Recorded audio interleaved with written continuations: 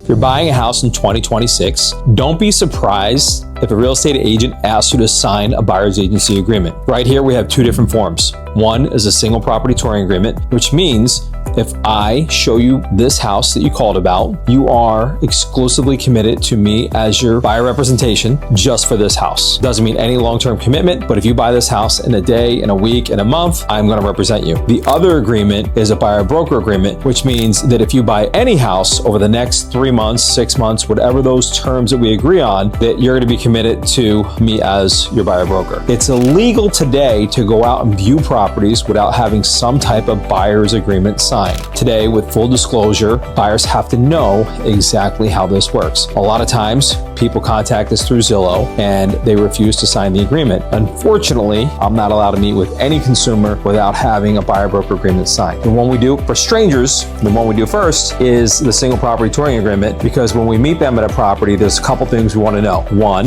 if they like the house they called about. Two, what their expectations are as far as criteria like how many bedrooms, how many bathrooms, basement, pool, those type of things. And then finally, want to see if we're a good fit to work together. If they are a good fit to work together, then we'll go over a longer buyer agency agreement, which, like I said, ours are usually about 3 months. The biggest change in the buyer broker agreement is commissions. What we see today, 95% of sellers are willing to cooperate with paying buyer broker commission. And that's something that's directly negotiated between the buyer and the buyer broker directly themselves. What we see, there's no standard commission, there's no pre-negotiated commissions. All commissions in New Jersey are 100% negotiable, and that's between the broker and you, the consumer. And I would say this, most of the time you get what you pay for. Some agents aren't really good at explaining this, especially when it comes to the list side, but you should know that if you're going to tour properties, if you're starting to search for a new home, you're going to be expected to sign some type of agreement. The most important thing to look at, especially if it's a stranger who you don't know, is what is the length of that agreement, and then what are you financially responsible for when meeting with that agent. Any more questions? Message me below.